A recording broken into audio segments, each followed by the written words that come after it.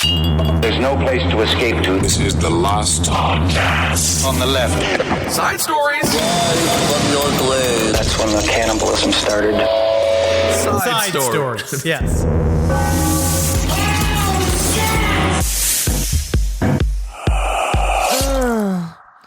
Man, it feels good to make some sex noises today, doesn't it, Kissel? Oh, yeah. Those are sex noises? Yeah. Oh, yeah? Yeah. Tell me, Kissel, what are your sex noises? Try to, really... That's bad. Were you raped by Bill Cosby?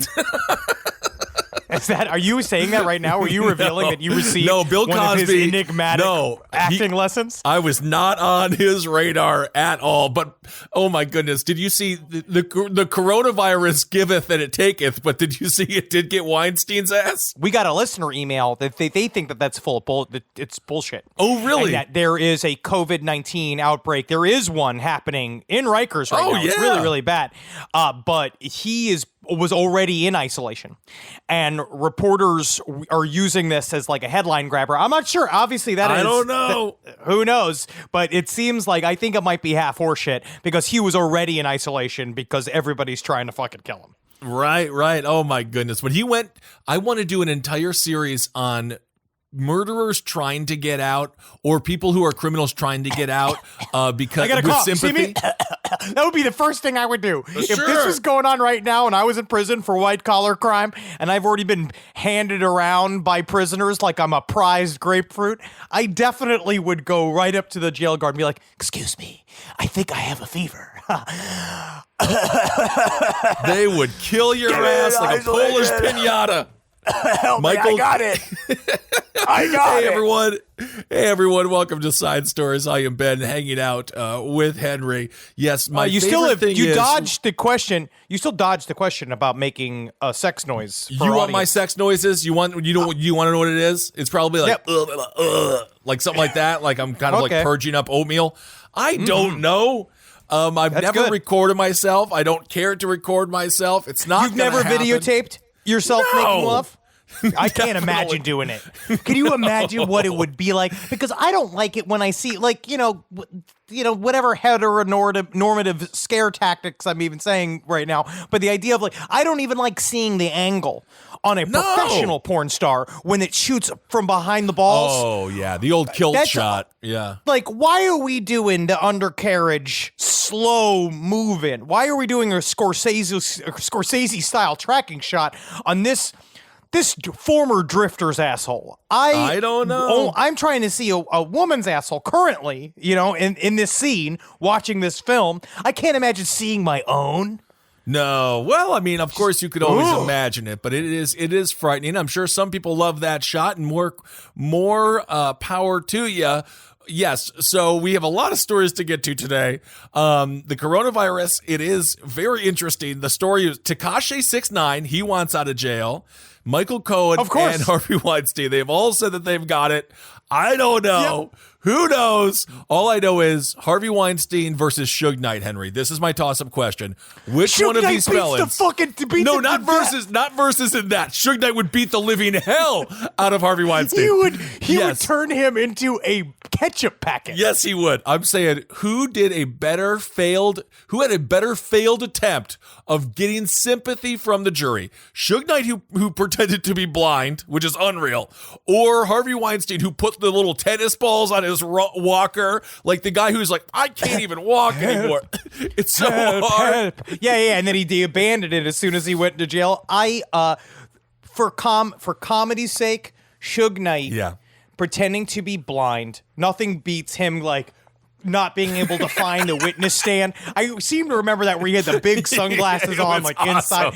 That's fucking incredible. Harvey Weinstein, no one was buying it. At least with Suge Knight, people were kind of for a second like, is he fucking blind? Is he really blind? And that says a lot. Speaking of massive cons, and some because you could say whatever you want about, Harvey Weinstein, Bill Cosby, fucking Suge Knight. These are American icons. Well, we've helped in a create strange way. This fallen from icon grace, that's for sure. We have created these people. Now, there's a new icon on the scene that we've been talking about for several years. Yes, we have. Already. We've already been talking about it. We were obsessed with him when he ran for governor of Oklahoma. Seriously, maybe the greatest announcement for any political office in the history of American politics. I'm gayer than a $3 bill, and I live with 5 tigers, and I'm running from governor of Oklahoma, which was one of the most incredible openings to any video I've ever seen. Dude, did you know how well he did, though? I didn't know until the documentary. We're talking about Joe Exotic. We're talking about Joe Exotic. Yes, of course. Joe Exotic, for those that haven't, there's a new documentary on Netflix. Check it out. It's unreal. He got 19% of the vote. And I'm not going to remind you, but how much did you get of Brooke? 1.8%. Holy shit. We probably got the same amount of votes considering how many people live in Oklahoma. Yes. But the looks on people's faces, this documentary series, it's on everybody's lips. It's on everybody's fucking tips right now. Everybody is now jumping on the Joe Exotic bandwagon. I guess as they should. He is an example of the indomitable human spirit and how that human spirit ends up in jail for 22 years. So we've gotten a little bit of blowback. Sometimes we give a little bit of spoilers. If we give some spoilers in this, we really are not attempting to. We're just trying to talk about this thing that everyone told us to talk about. So the characters within the Joe Exotic documentary, I don't even think it had. Joe Exotic is the name that brings you in. But really the documentary is about Carol Baskin, this other dude named Bhagavan Antle. He is a doctor of, I believe, supernatural medicine.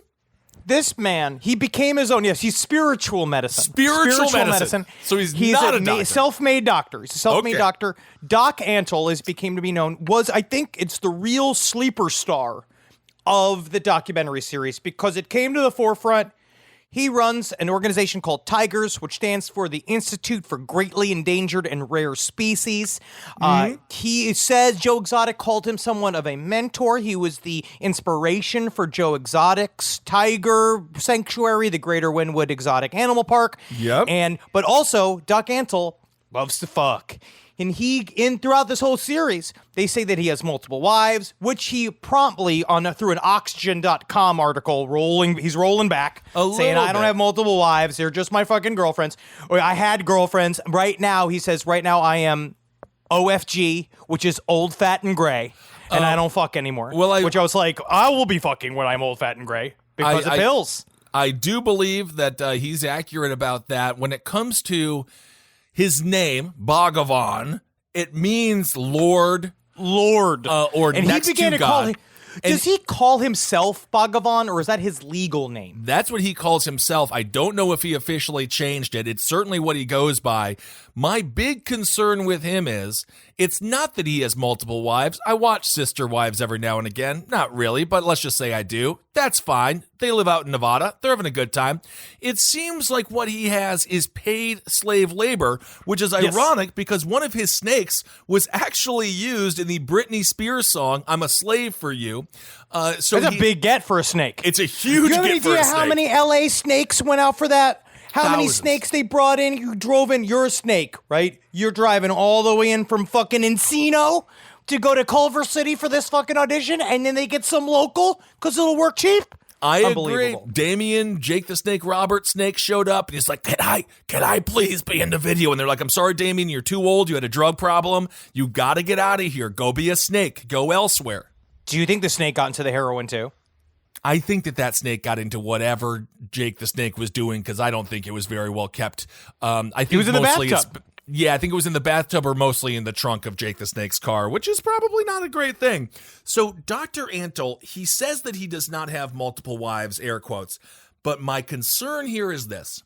So they interview a woman who ends up going over there. She was 19 years old. She wanted to take care of tigers. Tigers are that's a draw. That is a draw. You tell someone they can take care of tigers, evidently they will not just do it for free. They will do it in horrible living conditions and also be treated like trash the entire time. Well, according to a essay written by Barbara Fisher, which was one of his many wives, she basically described it, or many quote-unquote wives. She was just there. She was there, and she didn't know what to do. It doesn't really. I'm not going to really even say that she slept with him, but there was kind of a an untold promise in the air that if you were to maybe express yourself physically to the doctor, maybe as they would call him, or Lord as they called him, that you would be able to get more one-on-one time with tigers and more one-on-one time training with this incredible resource, Doc Antle. But what you don't know is just that you're just being put in front of these incredibly dangerous cats by a man who barely knows what he's doing, and all of these cats are completely uncontrollable. But they say it's like an 18-hour workday to work with these cats. They also cost tens of thousands of dollars per month to run. So what they have to do is they get the cats acclimated to human beings as early as possible. As soon as they fall out of the tiger pussy, they're touching it, getting used to humans, getting their oils on it or some shit. Sure. And then they start doing what they call the cub petting services, which is they're inviting people to come and take pictures with the cubs and shit for money. And we'll talk about one of the worst allegations. Well, one of the many allegations. I don't know what's worse or not when it comes to Antle, but what does he do with these cubs once they're no longer viable and once he can no longer make money off of their cuteness? But I tell you what, have you ever had any of that? You ever had any of that Trader Joe's frozen tikka masala? Yeah, but that's not tiger cub. You fucking rube. You simple, naive boy. Well, I will stay naive if that's the case, because that is one of the better things at Trader Joe's, and their bean burritos, which are very, very tasty and low in fat if you're trying to lose weight. But when it comes to these girls, thank you. When it comes to these girls, the 19-year-old girl they interviewed, now she's a woman, but she went there. She said that they were kept in the horse stalls. They had cockroaches were everywhere.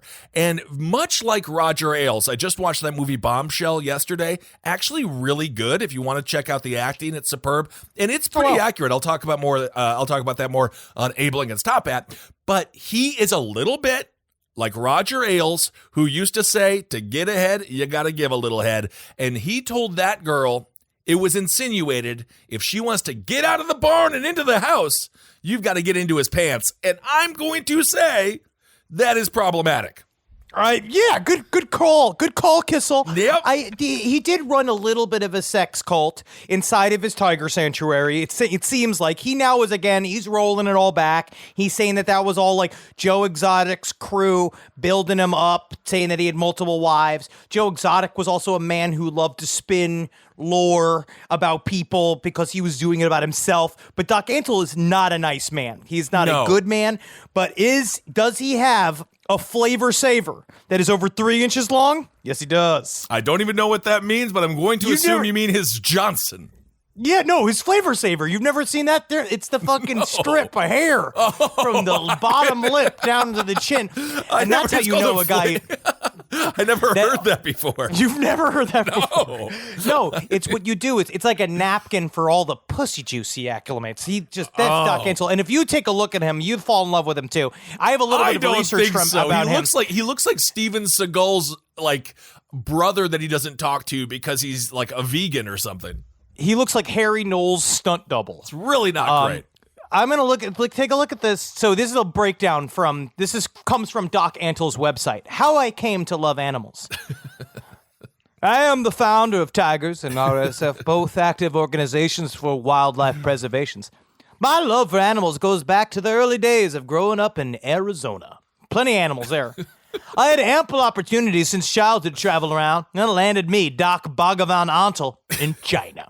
I received my doctoral degree in medicine there and decided to travel to the inland areas where medicinal facilities were not available. Hey, Doc, I don't want to interrupt you. I know you're giving your bio and everything. Could you just tell me what was the get the flavor off of your let me just suck the rest of us out of my chin. Sorry, I don't want to be rude. Yeah, ruby crystals of pussy juice in there. No, you are disgusted, and I actually want to talk to you where you're getting all these women from. They seem to be I purchased them hostage, but I purchased them. I hold their jobs over their heads, and I make sure that they stay with me for sex.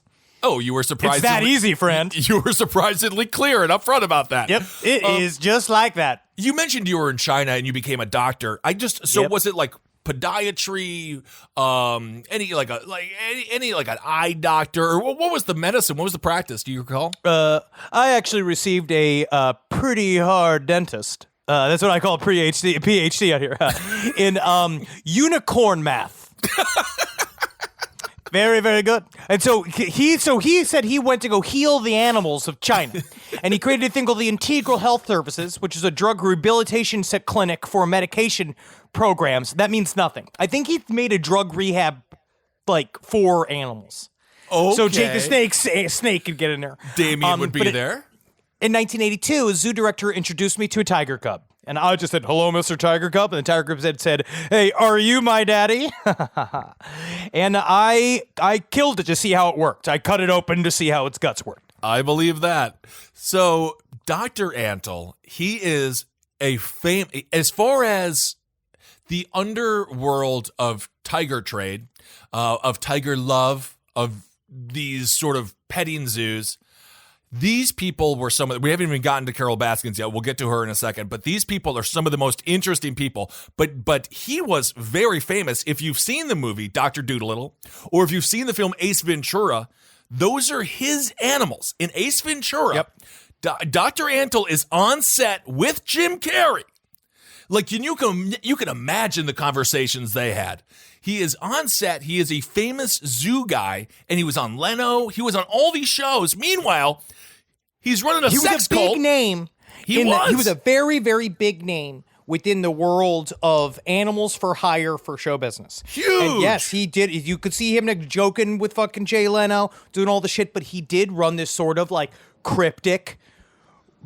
Obviously it's going to come out as this information is now becoming publicized since he got blown up on the Tiger King documentary series. Now everybody's coming to him, and so I'm certain more information is going to come to light. Wasn't it interesting, though, Henry? Carol Baskins and Dr. Antle. Carol said, I don't want, and we'll talk to Carol, and we'll talk about her in a second, but Carol said, I don't want to be part of a freak show. So the people that did the people that did the doc were like, no, we're shedding light on animal abuse. And then yes. Dr. Antle was the same way, where he was like, I just want to show the good side of the tiger people, of tiger care. Meanwhile, the world of big cats, like of whatever they're doing between the cub petting and the breeding, and it's all just so inherently fucked up. So the two big accusations against Dr. Antle are pretty big. One, he runs a sex cult, keeps booing there against their will, or at the very least forces them to have sex with him if they want to stay. A lot of these people have big internet followings. There's a girl, the Tiger Queen or whatever. She has like almost 300,000 Instagram followers. He made this chick get fake breast implants, all this kind of stuff, right? So there's that. Oh, yeah. And the second accusation is, where do the cubs go once they hit maturity? And the answer to that is 99% sure, burned alive in his own crematorium. Or killed and then burned. And anytime someone has a crematorium on site, it's always a problematic thing. There's a problem. I'll say, because I'm going to say this out loud right now. I'm glad that you brought this up, Kissel, because the LPN crematorium is, I mean this, we're only burning bodies of roadside animals just to clean up the streets. We got our street team is literally picking up roadkill from the streets. We build them our crematoriums. It's completely legit. Yes. It's completely above board. And yes, it can fit a human body. A human body can go inside a crematorium, but it's just to go in without the flames, just to see what it's like right before you're cremated. It's an experiential thing.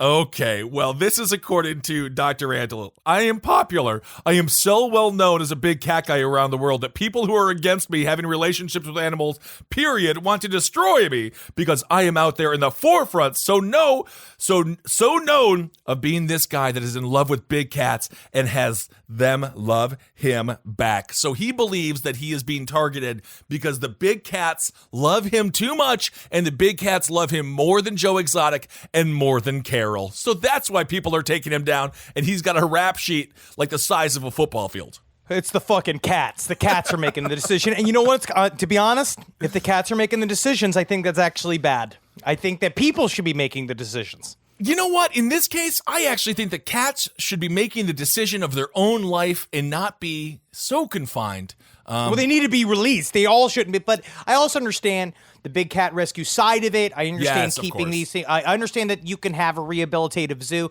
but what these people are all involved in, and that's the reason why Carol Baskin is such a very specific character in this world too. For what you guys now, like also what I'm certain that you know, but to just remind you, Carol Baskin is the woman that Joe Exotic is currently in jail for 22 years for threatening to murder. Yes. And technically putting a hit out on her several times. Air quotes technically, because that's also a gray area. He did do it. He was led down a road. Joe Exotic is not. He's not the hero we need. He's the hero we deserve. He's not he's a complicated man. This is me trying to explain this to Natalie. She's just looking like, yeah.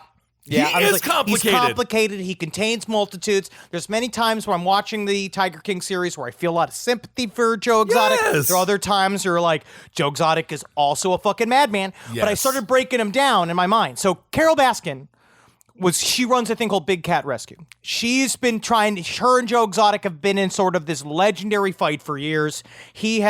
Now Carol Baskin is saying stuff like, I just love to see how big a part of Joe Exotic's life I was because he was barely a part of mine. Meanwhile, cut to her spending over $1 million to fuck with him for that copyright claim, which is absolutely bonkers. Well, what she would do, and this is what I find to be so nefarious, because it really did screw She killed Joe. her first husband. She killed her fucking first husband. You jumped to that, but yes, there's also that. But what she would do with Joe is, Joe would use a picture, and then she would retroactively trademark that picture and then sue him for use, because then he would he was doing both. He started both. He started it. Joe Exotic fucking started it he started it as a tactic. She started it because she put him on her website being like public enemy number one. But that's a problem. She poked the bear. What she didn't understand is that with Joe Exotic, you know what I mean? They were perfect for each other. All of these fucking assholes deserved each other. That is how I view it, is that Carol Baskin is not a nice woman. No. She's a fucking murderer. She's doing the same shit that Joe Exotic is doing, but in nicer cages. It's all the same shit. But did you see they're not nicer cages? I actually was pretty surprised by the documentary about how nice Joe Exotic's fucking cages were. Joe's were the nicest. There was a woman, and by the way, the whole idea that we're not having spoilers is out the window, so just so you know that.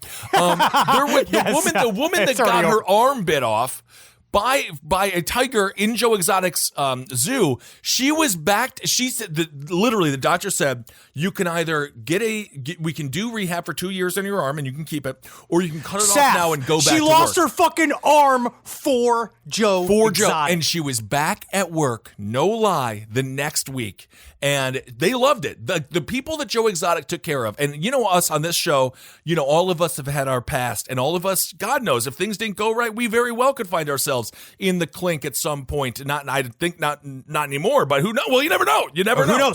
Who knows? But I don't know what I'll do. Joe took in all of these ex-cons. They were such a great, almost John Waters-like feel to just their uniqueness. He took in people that needed help.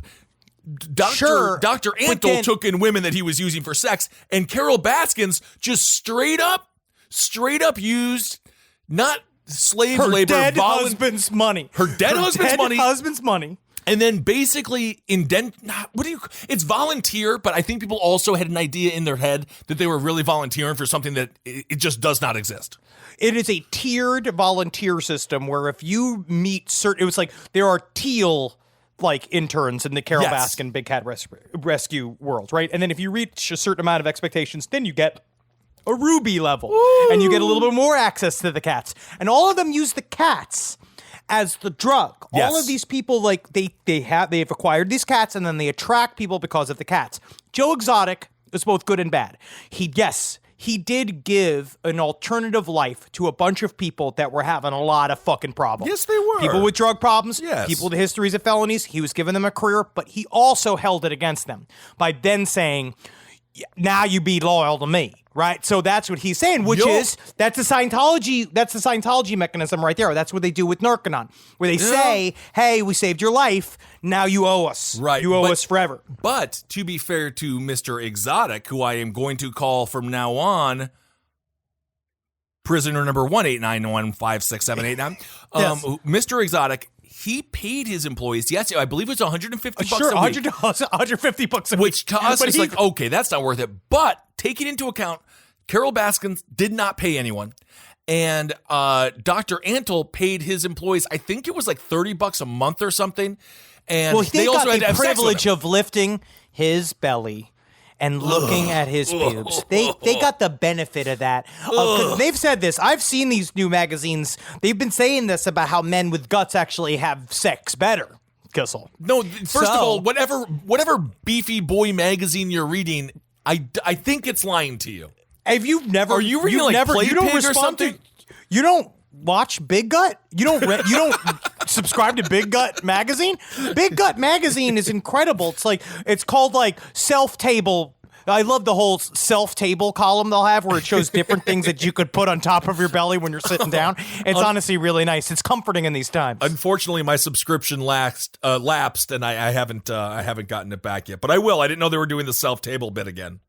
But Carol Baskin, when it comes down to all this, I don't think she's any better than Joe Exotic. No. But at the same time, she's a murderer. But you can't threaten to murder somebody in the dumb way that Joe Exotic did it. Okay, you got to be more subtle. If you want to kill somebody, you got to sneak up on somebody. Carol Baskin, her brother was a sheriff. She was connected to the police force. She had a lot of money because she killed her husband who had a lot of money. And obviously she married a doughy loser lawyer who is a massive cuck who loves to be dominated. He's loving it, though. That's the difference is that if you love being a cuck, then you love it. No, so he's just the little smile on his face being like, Carol and her cats. He's so excited about me keeping her happy. And Carol Baskin's becoming one of those purple ladies. Do you notice that? Of course. And literally the number one goal of her husband's life is to make her happy. That's what he expressed. And I think that's why she likes him. But Carol Baskin is the instigator and the person who propagated the lies against Joe Exotic. She put this all on her website under the guise of being like some kind of spiritual guru. She wears flowers on her head. Unless you are literally in the 70s at Woodstock, if you wear flowers on your head, I believe that you are either a murderer or someone that is like way too up your own ass.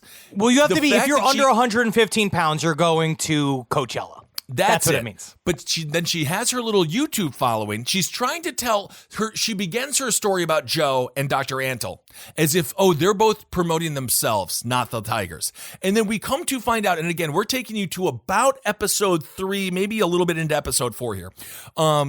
We come to find out she has hundreds of thousands of followers on YouTube. You think Antle's a cult leader. She is more of a cult leader than Dr. Antle.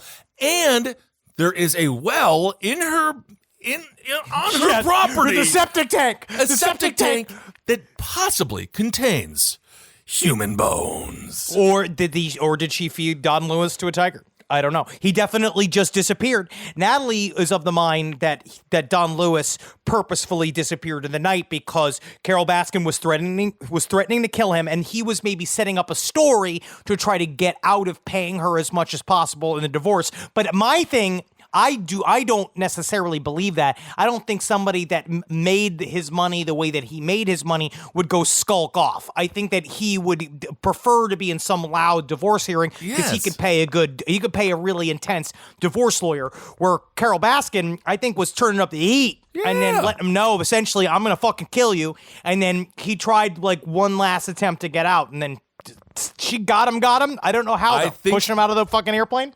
Well, I don't even believe that he flew. That's what they were saying. I think that she drugged him, and then that's what they were saying. But why was the van at the airport? No planes had taken off. That's very difficult to decide. I don't think that he did. I think that he's most likely in the septic tank, which is the place that no one wants to end up. And it's really funny to have Carol Baskin be like, the cops are free to go through my septic tank if they want. And can you imagine any homicide detective like just sitting there being like, all right. Yep. Yeah. Really excited to put on my snorkel. Yeah. And get in there. All right. Well, welcome to the first Dookie 8. If you don't solve the Dookie crime within the first 48 minutes. Yeah. Then, first 8 minutes. You die. Then I just give up. Because our whole thing is that if it's too icky to solve, we don't solve it. Hands off. Carol Baskin. But what she did, because she wanted to have She wanted the power in the tiger world. Her cages were worse than Joe's and worse than Dr. Antle's. She wanted the power in the tiger world, and she destroyed her enemies to get it. A very telling sentiment that she said, a sentence she said was, I did everything I had to do to get to where I am. I did everything I had to do to get she's the a money. winner. She's a winner, Kissel. She is. She is. And I think that's important to remember. Sometimes you got to pull out all stops if you want to win. You got a W's a W. You got to go, and you got to get it. My question to you, Henry, is this. So we see the documentary, we see the 7-part series. Number one, if a producer ever comes up to you and says, we're going to make you look good, they never make you look good because no one wants to see someone looking good on camera. No, they want you to be embarrassed. It's never true. They will never make you look good. The ego of all of these people, and we're not even getting into the dude who ended up taking over Joe Exotic's thing. We'll let you guys. Now you guys need to watch this shit. Just watch it. We all have plenty of fucking time. It is highly interesting. It's essentially Florida man, the world of the Florida man completely exploded. Yes. It is a wild trip to see all of these people, every one of them thinking they're the only correct one. Yes, and every one of them thinking, being like, thank God I'm here to make these people so that not all tiger people look crazy. Thank God I'm here to bring some sanity back to this conversation. What do you think it is? Like, I understand why Joe Exotic was like, please come and film me. The guy was having a reality show created about him. That's a whole nother thing. I get it. He wants the spotlight. He's a performer, and I believe he has a lot of love in his heart. But Dr. Antle and Carol Baskin, just those two, we're not going to talk about any side characters. What the fudge? I'm going to go there. Why the hell would they say yes? Why the HE double hockey sticks? Hockey sticks. Why the hell would they say yes to this? They love the sound of their own voices. They love being on camera. That's what they do. They are big tiger people. These are not subtle people. They want to get the message out. Each one of them they all think that they're controlling the narrative by going on. And they are not thinking about the fact that, no, you're a part of an entertainment documentary series from Netflix. They are looking for you to, unbeknownst to you, because you're completely unself-conscious. Yes. You are just throwing shit at this camera. And they are there to catch it. And they are very excited because they think in a way, all press is good press, right? That they would be able to attract people to their various institutions, just talking about it. But just unfortunately, just being in the same stratosphere as Joe Exotic makes you not super legit as a zoo owner. Like, it doesn't help. Well, I would say the inverse. I would say being in the stratosphere of Carol Baskin and Dr. Antle. I'm just very pro Exotic. I am. But the way I was trying to break it down for Natalie for D&D, like, their sort of characteristics. Okay. And the way I would put Carol Baskin is I would put Carol Baskin in Lawful Evil, where she has a worldview. Yes. That she thinks is better than anybody else's. Yes. And she is so she does everything according to her own set of laws. Yes. And so anything that works for Carol Baskin is good because my view is correct. So it means to an end at all times. But then also because of the power that she has, she also truly does have the legal side on her. Yes, she's winning because she's also because it all shows if you got the cash, you can wear out anybody in the court as much as you want. Absolutely. And that's how you win. You have a war of financial attrition. Yes. Joe Exotic, I honestly put him full on into chaotic neutral, where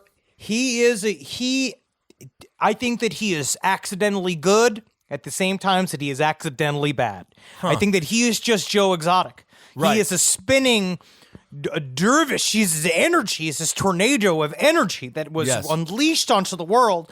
And then people just kind of get swept up. His two fake husbands, both purchased by meth. He is not. I am going to unfortunately say, especially with this documentary series, because I listened to the podcast, which was also very good. He's not singing those songs. But now hold on, because the documentary did not point that out. How do you know that? Because that was one of the things that I shouted at. I was like, he's not singing, but then they never covered it. Are you sure? Listen to his voice, and there's this particular moment. I don't want to spoil it, but there's a moment in the, I want to say 5th episode, where you're watching him lip sync. But he's lip syncing. But they lip sync during videos. No, it's not. It's not during the video. It is live performance. It is a live performance. Okay, He's lip syncing. Are you telling me? believe But people lip sync during live performances as well. They got to dance around. They have to move. It was a funeral, Kissel. Oh, that was. It was at the memorial. If you watch him at the memorial, he is lip syncing. All right, we won't go into detail on that. That is up for debate. Side stories, lpotl@gmail.com. Do you think Joe Exotic is lip syncing? I'm going to give him the benefit of the doubt. The guy's in prison for 22 years, for crying out loud. Can he get something? Also, I do not believe 22 years is the appropriate sentence. He should not be there for that long, but. I don't know, man. I think that it's a I think it's a pile of a lot of things that he's done wrong in life. It's an accumulation of a series of threats. For example, he did say, if anyone comes to take my tigers, it'll be a new way. I'm going to share. Which is not good. Very intense. It's hard. He definitely put his mouth in an area that his ass, he could not cash that check. So yes, I understand what you're saying with that. Also, if you give yourself if you have a time, watch the full video of Joe Exotic's his song about Carol Baskin, "Here Kitty Kitty." It's seriously unbelievable. He's just, oh God, he's funny. I'm not even lying to you. Oh God, he's so entertaining. Whoever sings it, it's good. It's good. It's good. I love it. It's good. I love it. And the video of him driving around singing his own songs, because that's also where you could tell he's not singing the songs. I think that there's a difference. He might be singing. If you listen to Joe Exotic songs, if you listen to enough of his discography, there are higher range songs that he is definitely not singing. But there are some lower range songs that he could be singing. I feel like out of this entire conversation, this is the one thing that Joe would just scream about. Mm-hmm. I really do think he's like, no, this was actually me. Like, I sang them songs. You know I sang them songs. Oh, Joe. I'll see skies of blue, clouds of white. This is not my voice. Oh, it is my voice. You know it's my voice. Joe, I believe that it is. All right, guys. Well, go and check it. Check this fucking show out. It's called It is worth your time. It really is. It's called Tiger King. It's on Netflix. You are going to... This is a caravan of characters like I truly have never seen before.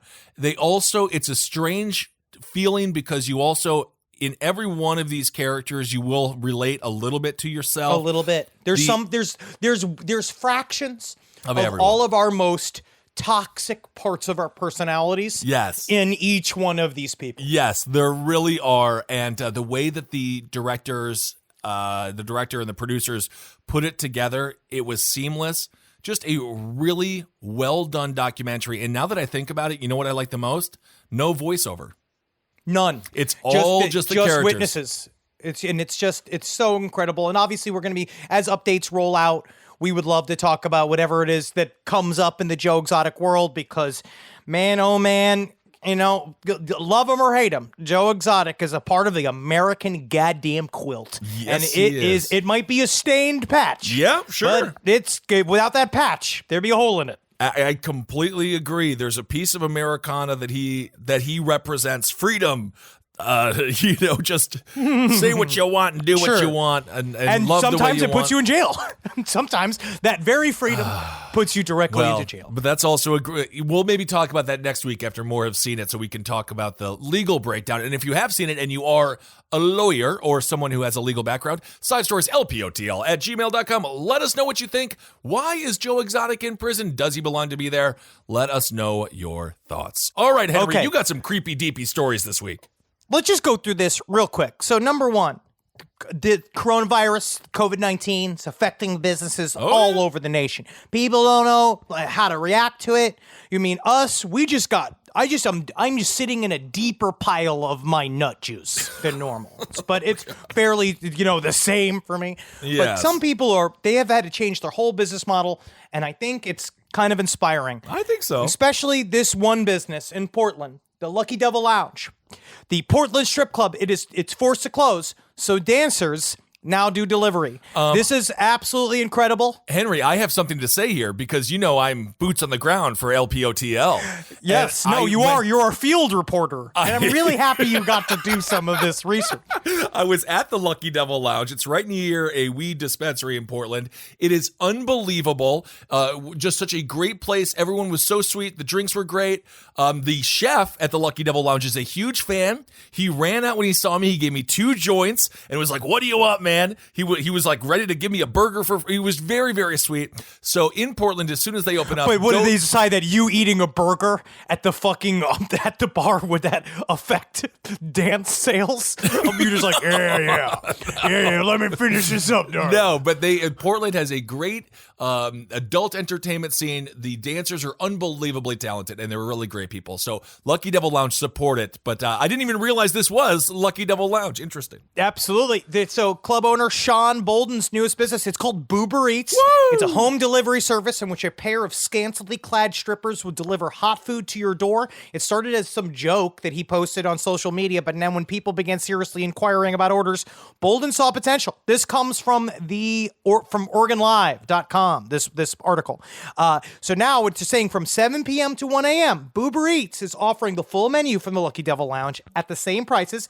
Now the delivery rates are $30 because these girls work for tips. These girls work for tips. So you got to tip these. And I'd say give them extra when they show up because they're showing up just panties and pasties. And it sounds like a lot of fun. And also there is a rule. And guys, I am talking to you. Yes, everyone sees you in the back of the strip club staring at the girls, not paying money. You have to get up, go give them a couple of bucks every 15 minutes. Stand up. They do something that's an impressive. Stand up. Give them money. Everyone sees you in the back. Everyone sees. This is the time for the webcam people. This is the time for the at-home sex worker. This is really this is the time to support them because if we're not masturbating, if we're not fucking coming in this country in these next couple months, that's when shit's gonna start getting real. When California, thank God California named weed an emergency service. Because if not, this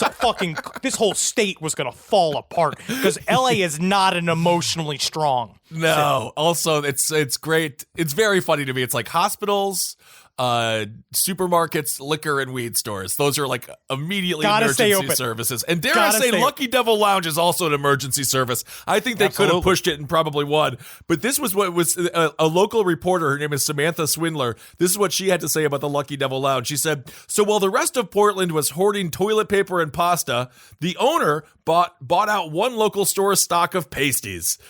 She goes on to say, "That's incredible. It's brilliant." She goes on to say, "All the calls of people, as Henry just said, are giddy, and of course sometimes it's a birthday surprise or whatever it is. But so everyone's getting toilet paper, and this guy is like, I see the time. It is pasty time. It's pasty time. Honestly, what a good time to invest in lube. Sure, this is the time, especially if you're fucking home. Let's say you're home with a significant other, you're quarantined. This is the time to start experimenting. This is the time to really see what your buttholes can do for each other. I completely agree.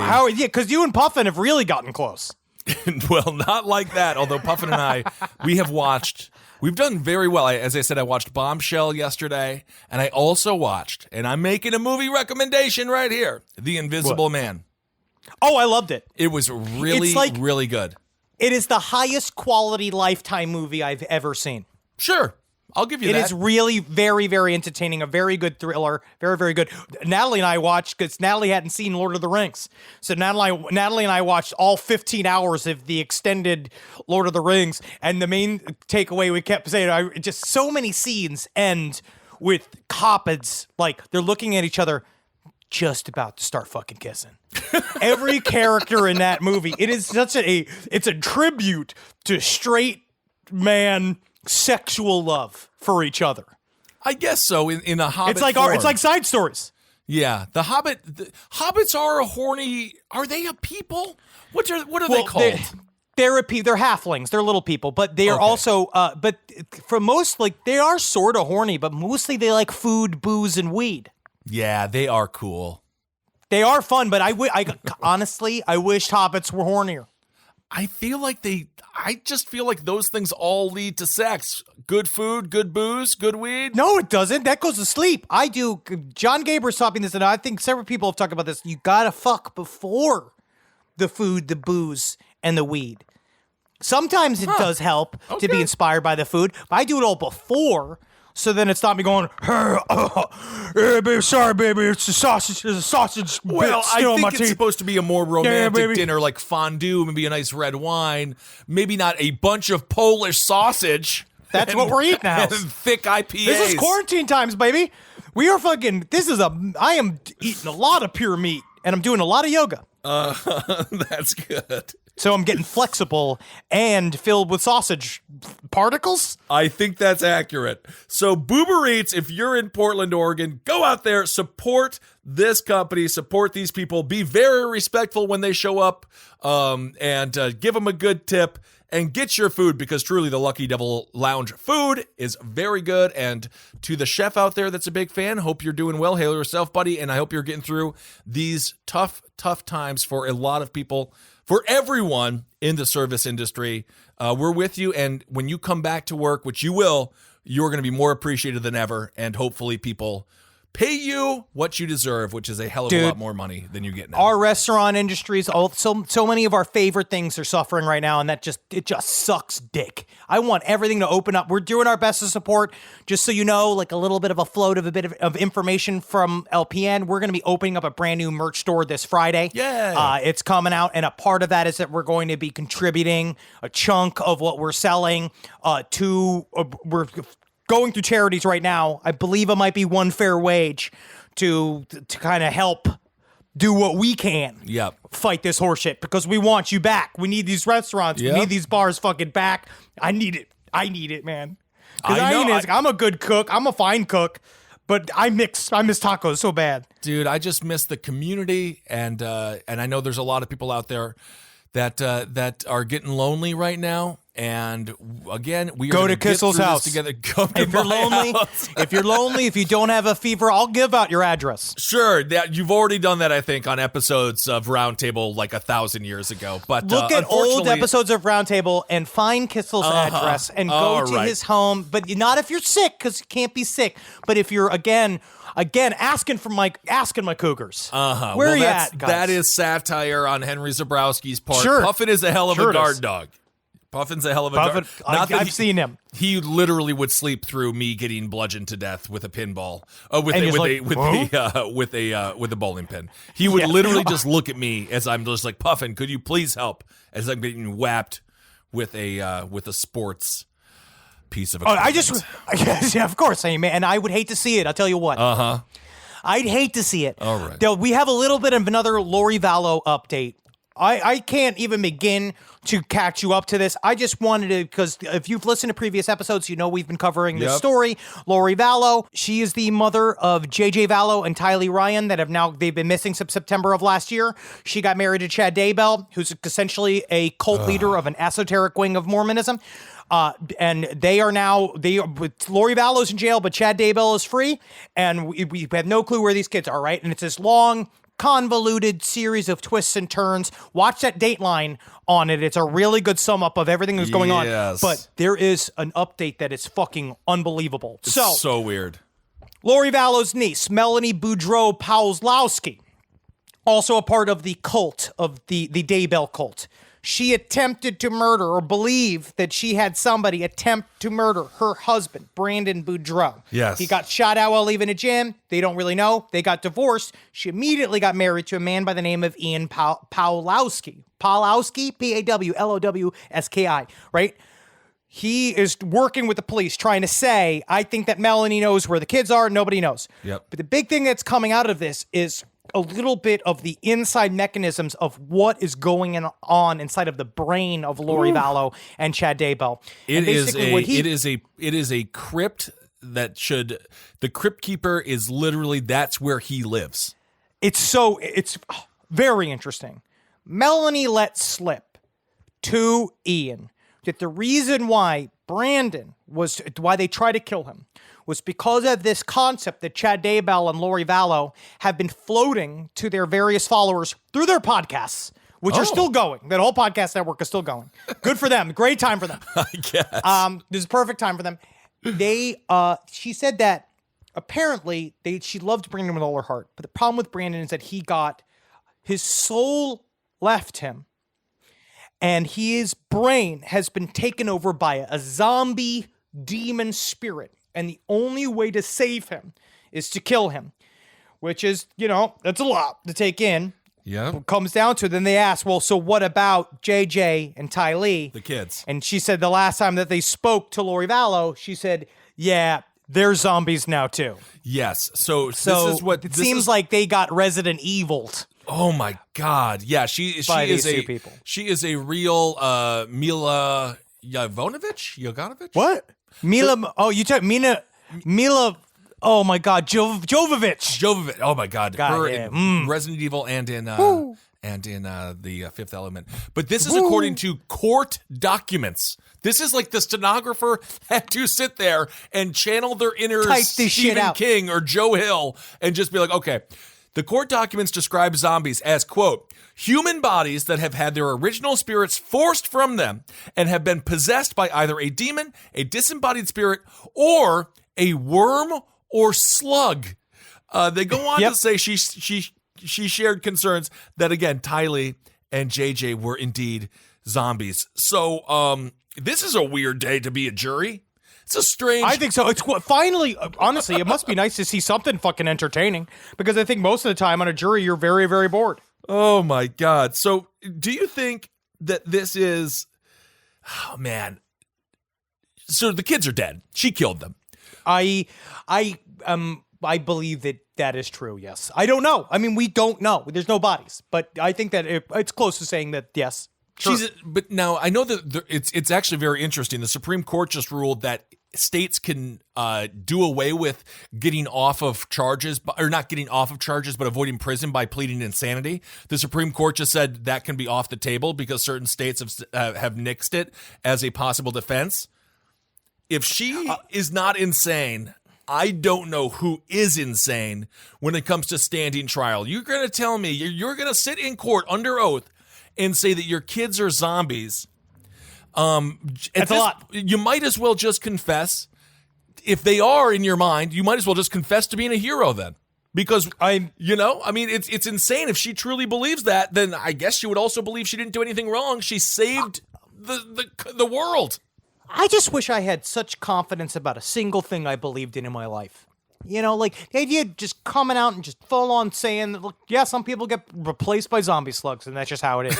And if that is, that's what an ease to live life with. That you could just, that's it, locked and loaded, boom, he's zombie slugs, that's it. That's what he got. He got zombie slugs. That's what his problem is.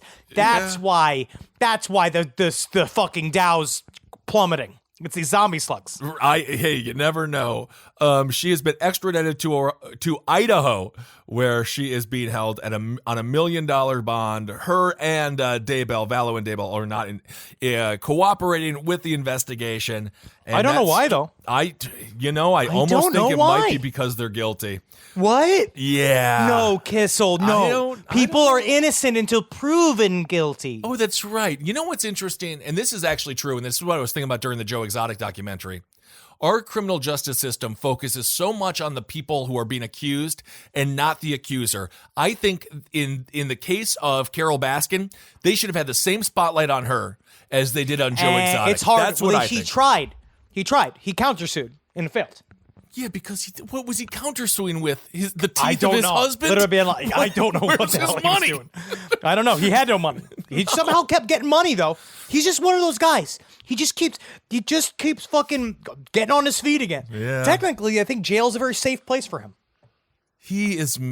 Anyway, we'll continue to talk about that as more people watch it. But anyway... I love this story. Woman gave neighbor box of sex toys that included a severed head. This comes from your favorite newspaper. This comes from the New York Post. Hey, Pam, what do you want me... I know what to do with the dildo, but what do you want me to do with the severed head? Give it a kiss. You know what I like to do is I do the old, what I like to call is the reanimator. Oh, really? Where I put it down there and I just let it go on the nub. I use his dead ass nose on my nub. A woman whose neighbor, this is, I honestly think it's kind of smart what she did. Okay. A woman whose neighbor asked her to store a box of sex toys, later discovered a decapitated human head decomposing inside of it, which is really smart because then they don't necessarily open it up, right? Oh, I also just realized, upon looking at this article, I'm realizing this is a very old story, but I'm just going to keep blowing through this because I think this is really fun. So this woman, she was super shocked. She suffered a panic attack after seeing the macabre contents, as she only recently removed the box from her wardrobe after noticing the stench. Oh. So she said that the severed head appeared to have been boiled in water and wrapped in foil, possibly to limit odor escaping. Police in northern Spain, I wondered why they kept saying Spanish woman, because it seemed to be a lot to keep calling her a Spanish woman. But this took place in Spain. That makes sense then. They arrested the original owner of the box, Maria del Carmen Marino. Ooh. She's 61, in Castro Undiales, Cantalabra. They alleged that the severed head performed... No, actually, let me do that in proper Spanish, right? Maria del Carmen Marino, 61, at Castro Undiales, Cantabria. They allege that the severed head belonged to Jesus Mario Baranda, 67, or her partner of 7 years. He said he'd been retired since 2018. He was divorced with children. The body ain't been no place. She told her it was his box full of sex toys. She said her boyfriend left when he moved out. However, the unnamed neighbor opened the box after she noticed a pungent odor wafting from the wardrobe, where it had been stored for 6 months. Oh, my God. So when it comes to a personality breakdown of Marino, the woman that gave the box with the severed head in it, this is how people describe her. They say she was a grumpy person who did not like children around her. And I'm going to say grumpy is a little of an understatement. Especially when she decapitates a man. Oh, I was just grumpy. I mean, I've been hangry. We've all been hangry. We've all been grumpy. We've done this show. You've heard us grumpy on air. At no point has anyone ever showed up with the severed head of a loved one. It doesn't. I don't know yet. Well, I haven't seen it yet. Don't discount Travis. Don't. He can still do it. I still believe that Travis can decapitate a man if he wants to. No, I believe that he could, but I would not describe him as grumpy. I would say, quietly malicious. Quietly malicious, always plotting, watching and waiting, looking for your weaknesses. I know it. But this story, I always just thought it was really fun. The reason why I wanted to talk about the story is that it reminded me of a story from college where we had a neighbor. There was a point in time before we had cash, right? Right.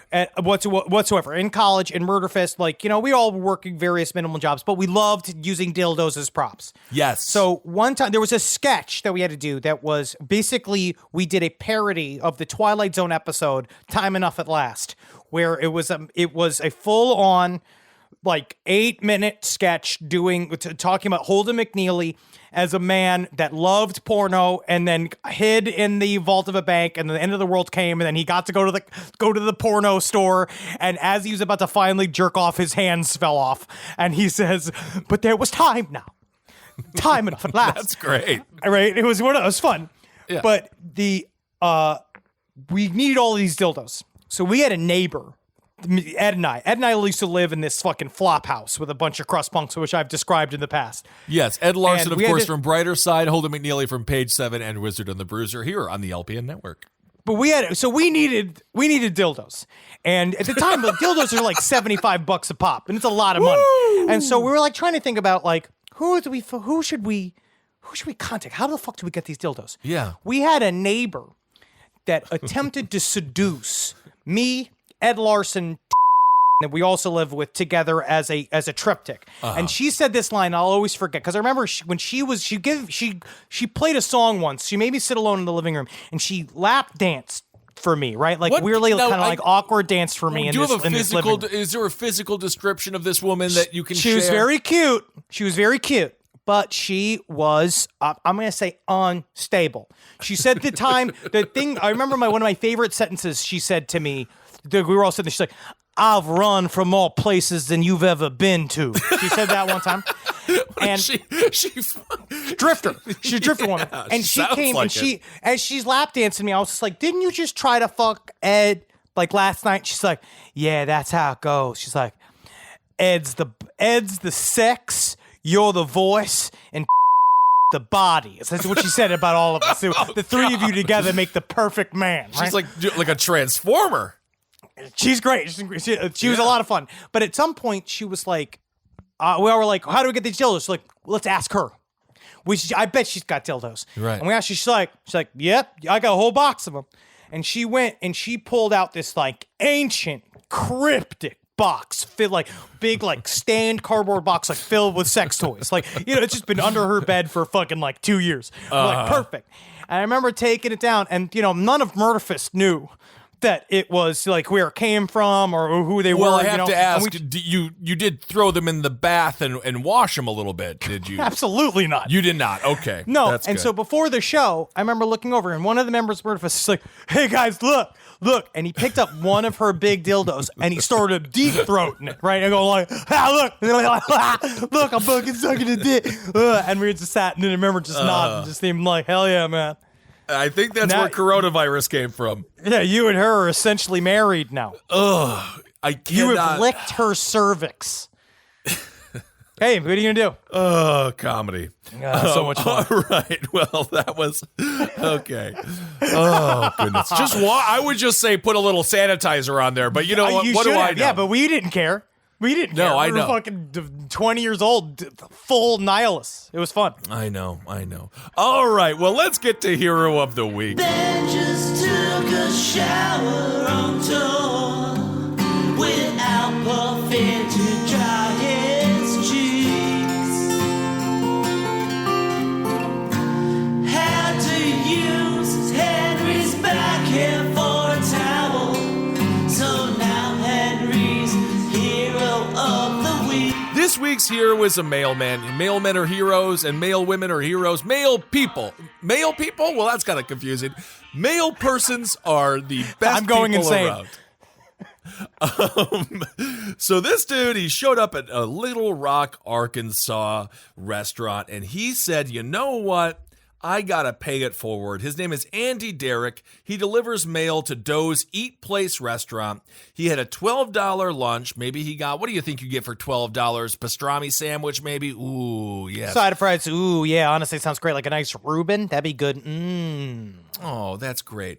He got a $12 sandwich, and paying it forward, again, on a mailman's salary, he left $2,200 as a tip. He said, it's my community. I deliver to them. I know all of them. Just trying to support them because they need support. This is Catherine Eldridge, who owns the restaurant. She says every employee teared up, every single one of them. She said, I cried at first. At first, I thought it was $200. I looked closely and said, are you kidding? Very generous tip. And anyway, that is just very important. The owner goes on to say, we need to see that right now. When everything looks so gloomy and uncertain, we need to know that there are people out there that are doing good things to help us out. I wish I could have, and this is what Derek said, the man who gave it. He said, I wish I could have been more, but I wish it could have been more, but we'll get through this and go back to normal, and I can come back and get my fish on Friday. So there you go. Yeah. Good job, buddy. That is very Great. sweet. Andy Derrick, you are this week's Hero of the Week, and that's a great message for all of us to remember. We don't got to give $2,200 necessarily, but just give something to the people, whatever organizations you love. There's just there's a lot of people suffering out there, and so yes. Anyway, just a little positive Hero of the Week. That's so nice. You know, I also want to give a big shout out to the fucking grocery store people out there. Yes. Straight up fucking, holy shit. Who knew? Front lines. You'd be the most important people in the world right now. You guys are, and it shows you the power of labor. Yes, it and does. how we're watching the Dow collapse, and mostly the Dow is collapsing because they don't have the true control over how shit gets done in this country, which is the working man and woman that I really agree. work for a fucking living, that go in the, so think about that next time they do a series of corporate bailouts. Well, interesting time. absolutely. Big shout outs to all those people, and they deserve more money, better hours, healthcare, the whole lot. They deserve it, and we're seeing how important they are for our society. Okay. But speaking of important, let's get to listener email. I want to read a couple of these. A couple of these are good and fucking disgusting. I'm very excited. Okay. I am a nurse in West Virginia. I haven't lived here my whole life, so I had a little bit of culture shock when I moved here. I worked on an adult medical surgical unit, so you could see a wide variety of patients with many different ailments. I had a patient one day who was around 500 or 600 pounds. Ooh. She was a large woman who was from very deep in West Virginia. But you know what's so sad? Do you think can you just be under the radar to get my 600-pound life? If you show up and you're 450, don't you just put on the extra? Not fat enough. But you're not fat enough, so maybe just put on the extra 150. Then you can get the free. Then you can get the free surgery on 600-pound life. 600-pound life, you got to have a story. You got to pitch. You got to have a pitch. Got to have an angle. True. She was a large woman. She was from very deep in West Virginia. She had a thick accent, having just moved here. I had a hard time understanding her. Anyways, she was a little unhappy because you just come to our unit and had to use the bathroom. She had a difficult time getting out of bed, so I helped her getting up. Uh-oh. The only 5'2". This was a slight challenge. We went to the bathroom and she sat down and did her business. She was unable to reach her backside, so I offered to wipe for her. Deeper. Oh, I was worried this was going to be another deeper. All right. She looked at me as if I had said something wild and crazy, and she said, no, I don't do that. I was a little confused and asked her why not. She replied that she didn't use toilet paper ever. What? My mind immediately went wild. Did I misunderstand her? Do you always never use it in the bathroom? Do you just never use it for just number one, or do you not, for number two as well? This was your joke. You made this reference about a crust. So I made sure to ask her again.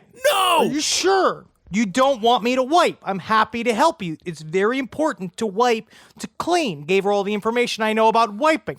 She gave me this wild look and says straight to my face in this deadpan voice, "The generations get dimmer and dimmer every year." No!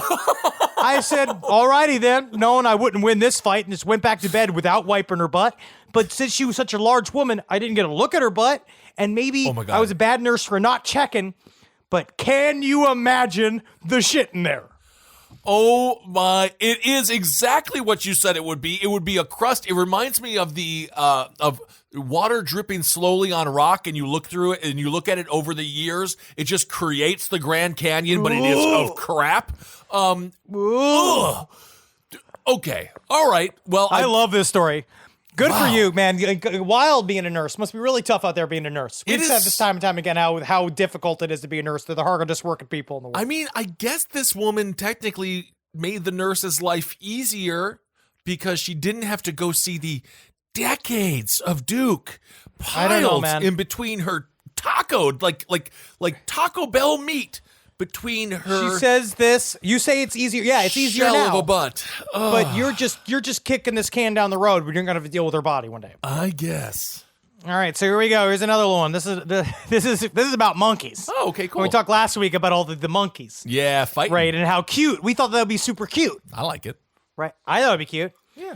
I spent a lot of time in remote areas of Uganda, which has its own abundance of miserable red-tailed monsters. These monkeys would hang out around my house trying to get in. It's already biased. I know where they're coming from. This is anti-monkey. Wow. This is anti-monkey propaganda.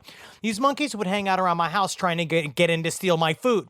One day I was sitting on my porch drinking tea and reading a book. A monkey who was clearly the ringleader of this gang of thugs came up to me and tried to grab the book out of my hands.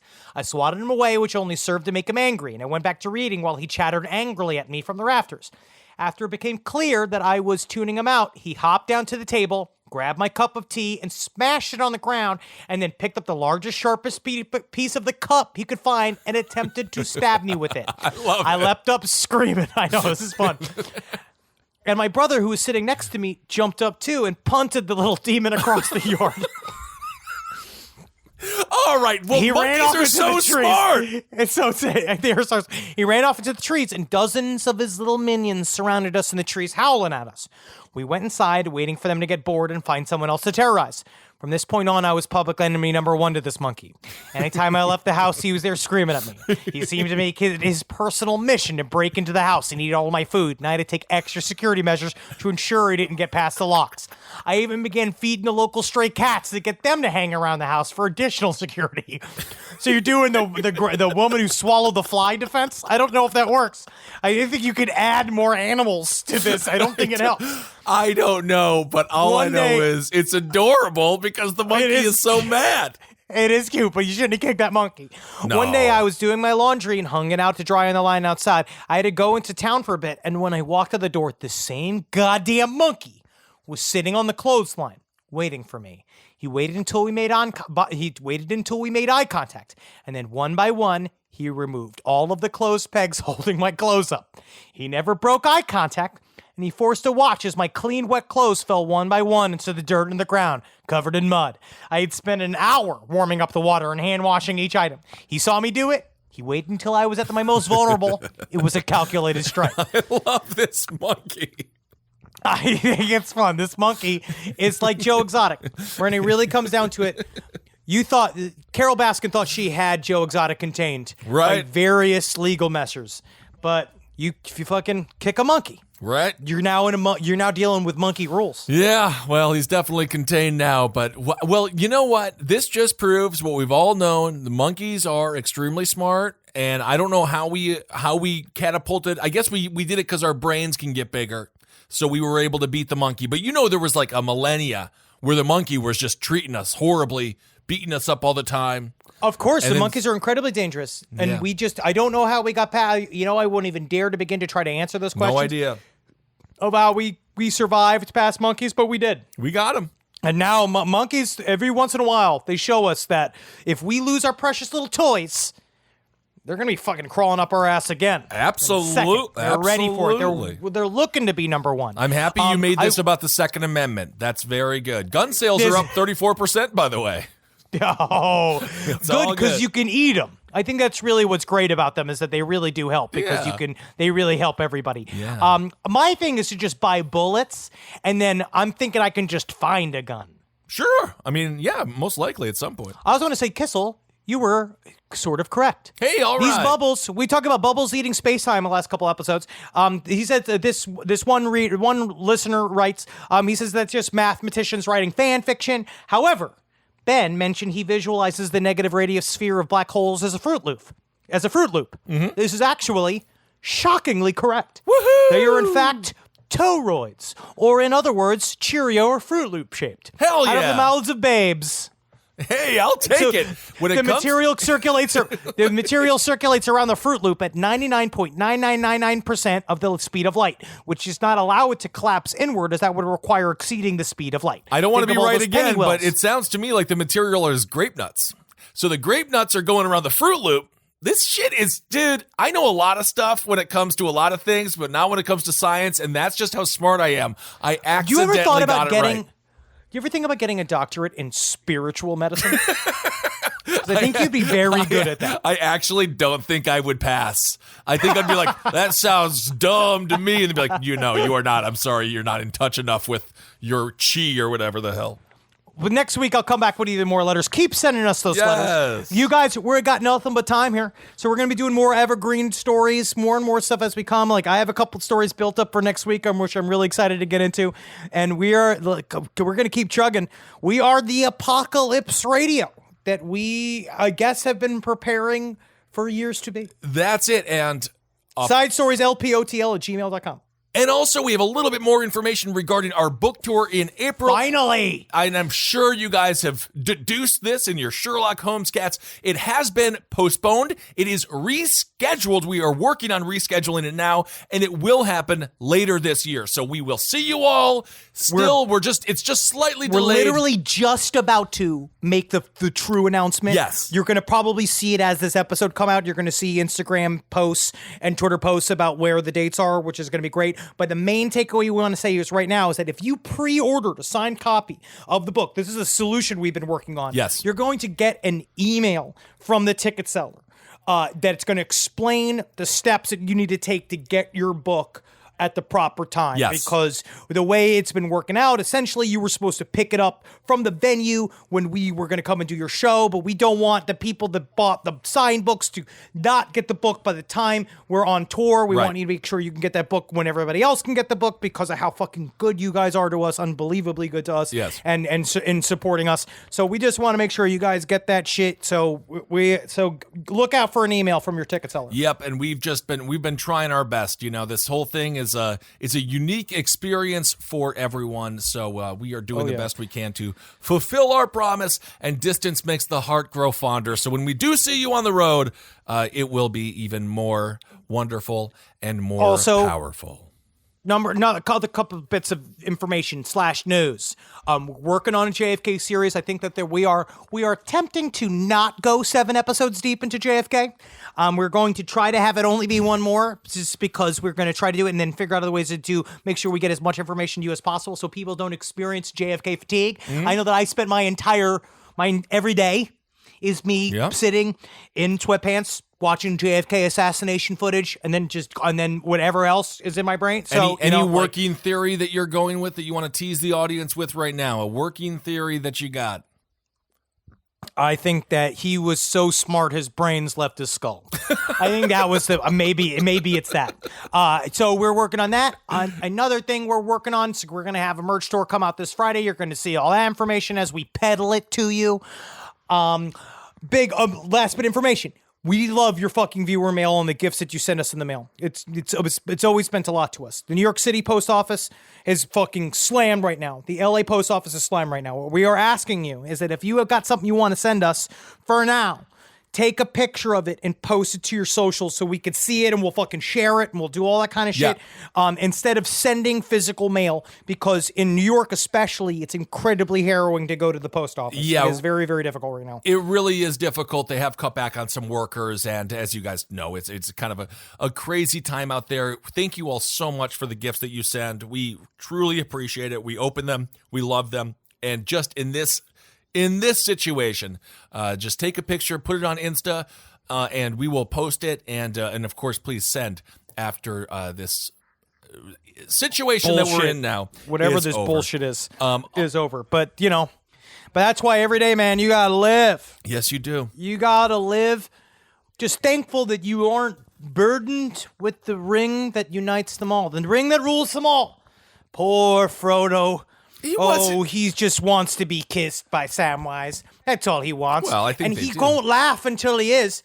He won't laugh until finally. But you know how bitter he was at Samwise's wedding, watching him be with that, being like, "Do you remember when we were outside of that lava flow? Do you remember at the very end of this fucking movie when we basically kissed? Do you remember that? Now you're fucking getting married to this fucking."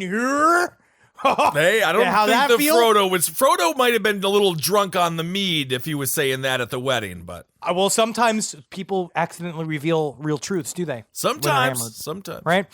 And you gotta love like the unrequited love between a bunch of just hairy little hobbits, all of them and a bunch of horses, watching Aragorn swish around, fucking stab at things with his fucking Viggo Mortensen being super handsome, Legolas almost a woman. So it's nice to see you out there. You got Gimli. Gimli's being funny. I love keeping Gimli. Everybody relaxed. But the rest of them are just loving each other and knowing that fellowship is the most important thing of all. Because fellowship, in the end, Kissel, is what saved Middle-earth from Sauron. I agree. I'm a Gandalf guy myself. I love the old Gandalf. All right, everyone. Thank you all so much for listening. Hail yourselves. Hail Satan. Magustalations. Hail me, you jackals! Oh, and your children. If you think that your children are zombies, I'm going to say give yourself a timeout. Go have a white wine spritzer. Relax. Relax. That's actually really good, even though a lot of times people get really mad when you tell them to relax, so I don't know if that'll help, but you're right. You should relax. This show is made possible by listeners like you. Thanks to our ad sponsors, you can support our shows by supporting them. For more shows like the one you just listened to, go to lastpodcastnetwork.com.